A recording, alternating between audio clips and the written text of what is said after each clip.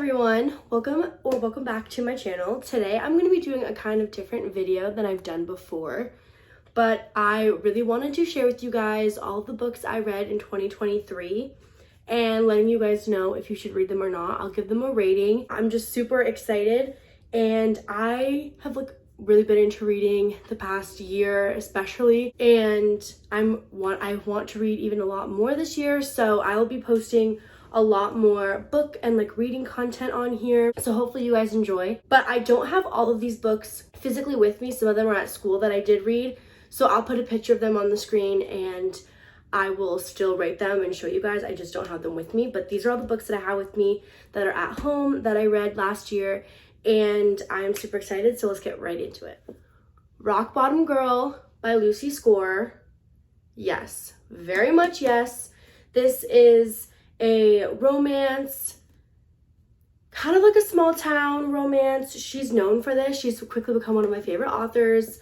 And basically it's just about a girl who's a soccer coach, comes back to live at home, XYZ, and falls in love with a guy from high school. They work together. So small town romance, enemies to lovers, then sort of friends to lovers. It's just super cute. It's also a fake dating trope. And I just loved it so much. Everybody knows this book, but It Ends With Us by Colleen Hoover. I got into this pretty late into the game. I feel like it was going all over my For You page, all over TikTok, and at the time I wasn't really into reading as much as I am now.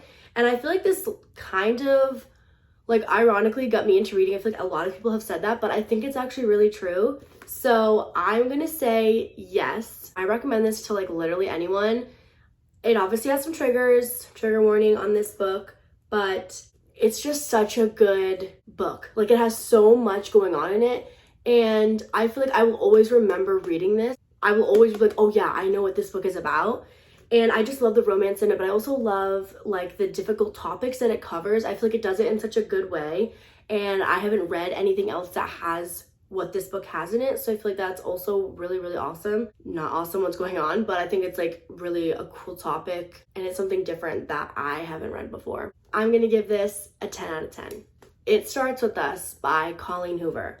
So this is the sequel to It Ends With Us, and I understand where the book is coming from. I understand why she wrote it, but I do have to say, this is gonna be a yes for me if you loved this book and you just wanted to keep going and wanted another read and wanted to know more and you wanted to kind of see where it went. But I'm gonna say no if you like the book, but that was it. You don't feel like you really care about the characters and the plot enough to be oh, I really care about what's going to happen in the future for her. I don't think you have to read it, and I don't think it's the best way she could have written it, in my opinion. I'm gonna give this a 6.5 out of 10. I feel like as a reader I did enjoy it, but there was nothing significant about it, in my opinion. It was a little slow, and I think this could have been done a little better to make it an amazing sequel, but I definitely think it was a good read. Ugly Love by Colleen Hoover.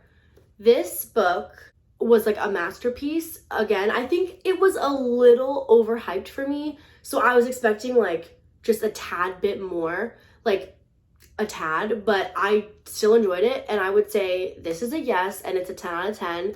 I, again, love the love story, and I just feel like she writes such difficult and hard topics into these books that are so relatable and realistic for so many normal people that people go through and things that they actually deal with, and then she writes it into a love story, which is even better to show how that all pans out, and it just makes for such an interesting just crazy read, but in such a good way. I don't know how else to describe it. It's so much, but it's so good because it's so real and raw.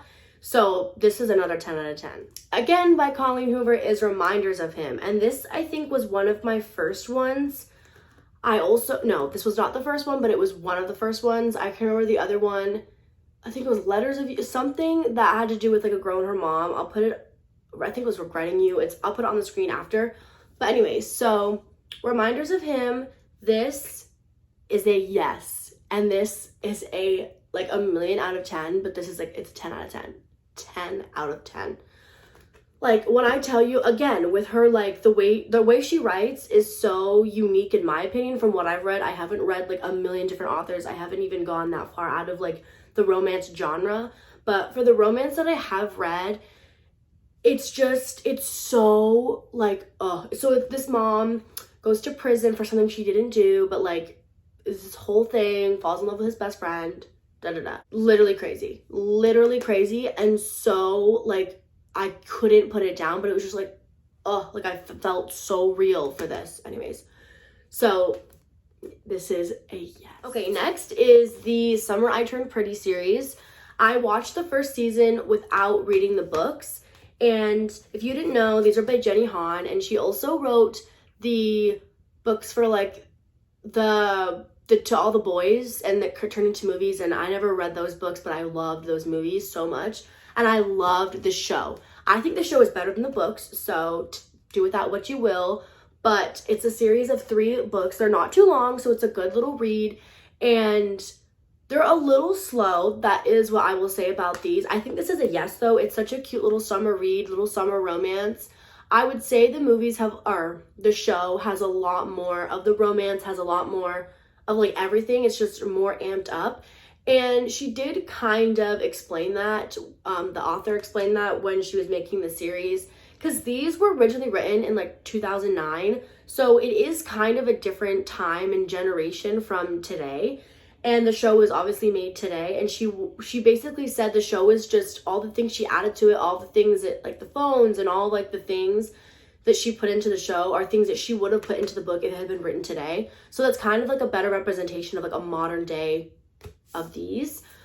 But these are awesome. They're a little slow, I would say, also because they're only in her, the first book or a few of the books are only in her perspective, the main character. So that became a little much, and it's just inside her head, inside her world.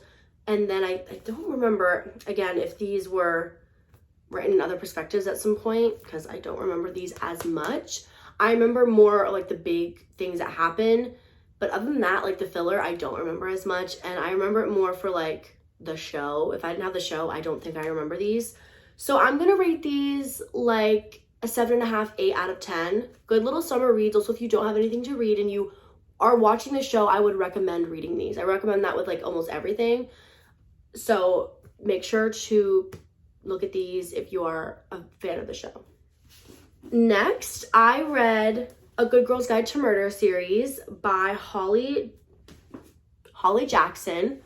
I can't say enough good things about the series. I'm going to do each of the books as their own separate thing because I have different ratings for all of them, as you will come to see. So, A Good Girl's Guide to Murder, so good. And I am someone who's really into mystery, thriller, maybe not as much thriller, but mystery for sure, and that's what the series is. It was all over my TikTok and stuff, and I just had to read these. So amazing. So amazing. Like, it's like the perfect on the edge of your seat, like you want to know what's going on, like you're watching Criminal Minds, but better almost. But I wanted to know every little thing that was going on. It was just perfect murder, perfect like mystery. Anyways, I'm gonna say a 10 out of 10, a 10 out of 10. Good Girl, Bad Blood, the second book in the series. This one I liked a lot, but I wouldn't say I liked it as much. I definitely remember more of the first one than I do of like the second. I feel like the second is the one that I don't remember as much. I remember the last one a little bit more, so sorry about that. Reading the back of it, I do remember a little bit more, but I wasn't remembering it off the top of my head, so there's that. But I remember I did love it, so I'm gonna give this an 8 out of 10. As Good as Dead, yes. I think though, throughout the series, as expected, the main character is starting to go through like some real issues, you know, mental issues, things like that, just because of like literally what she's dealing with is so crazy, and like PTSD, all that stuff. So that makes sense, but it's also just like, I don't want to say repetitive. That's not necessarily what I'm thinking. It's just like, I had to put it down at times. I was like, oh my God, like I just felt like, it just felt very dark, which is expected with a literal mystery murder series. So just keep that in mind. This is a 10 out of 10, but this is like one of, I think, the scariest, and like I was like, oh my god, like I was like, oh, like, you know, it just really like hits you. So just be mindful. Obviously there's trigger warnings, but like this I would say is one of the harder reads out of all of it, but I remember this the most because it was so like impactful to the story. But so I would definitely give this like a 9 out of 10. My favorite though is definitely the first one. Okay, next, this is something I literally finished right before the end of 2023. This is Things We Never Got Over by Lucy Score. Again, I literally love her so much. And this is a series that I've been meaning to get into for so long. And I'm so glad I did, because even though she's a clunker, which is a lot of her books, this has to be one of the most amazing reads I think I've ever read. So, of course, it's a yes, and it's a 10 out of 10. Like, I don't think there's anything else to say.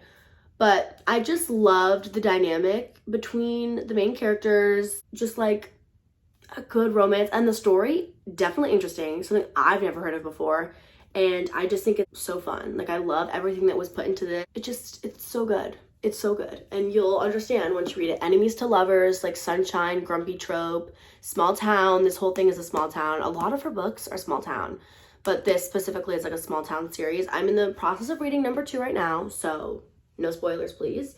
I'm almost done with it. But, I mean, you can't pass this up. You can't pass this up. Enough said. So I'm going to put the ones on the screen that I read, but I don't have with me. The next one, I don't want to forget, is another one by Lucy Score. I, again, am obsessed with this book. I haven't read anything from Lucy Score so far that I haven't been interested in. They are longer books, like I mentioned, so keep that in mind. I would go like a few days maybe without reading part of any of these books, but it wasn't like a personal thing. But literally obsessed. I think this is also such a unique and fun, different kind of story, and I just loved what it was putting down. So a 10 out of 10, yes, definitely read this. And then I read Regretting You by Colleen Hoover. That was such an awesome book. It really hit home for me because it's a story to do with a mom and her daughter, and like there is some death in it, obviously, so it's like a loss between them, and it hit so hard. As someone who's like obviously like a daughter, I feel like a lot of people can relate to that. Maybe they can, maybe they can't, but I definitely would say the relationship with the mom and the daughter just really hit home for me personally, and I was so invested because it was so relatable and so honest. And I just feel like that's how I feel with a lot of her books, and that has become one of my biggest reasons to like her and to keep coming back to her books. Next are 2 books by an author that has quickly become another one of my favorites, Tessa Bailey. First, I read Secretly Yours, which is a small town romance. It's grumpy sunshine. It's like forced proximity. It's just so good. I really liked it. I feel like at times it was like a little like, not boring, but a little maybe slow, but it wasn't anything crazy. And I remember like most of the parts of it. It was just such a cute little like fluffy romance in a way. Not all of it because he's a little grump, but I think it was so cool, and it had like a florist element to it, and it was like a businessman and like some trauma in there. So I would definitely say it's a 10 out of 10. And then next is It Happened One Summer. Oh my gosh. This is like 10 out of 10, like times a million. I love this book so much. It's one of my favorite couples that I've ever experienced, and I also really liked the story. It's like a girl from like Hollywood goes to a small town. It's like a fisherman town, like fishing town. It's just so cute. Renovations and building and like fun stuff and like a business, and like the sisters are so cute. It's just everything and more, and I'm kind of obsessed, so that is an automatic yes for me. Okay guys, that is all the books that I read in 2023. I hope you guys enjoyed this video, and if you guys want to see more like book content, reading content, stuff like that, please leave a like or a comment. I cannot wait to read more this year, and I hope you guys, if you're into reading, are doing well with your book goals for this new year. I know that I am. Thank you guys for watching.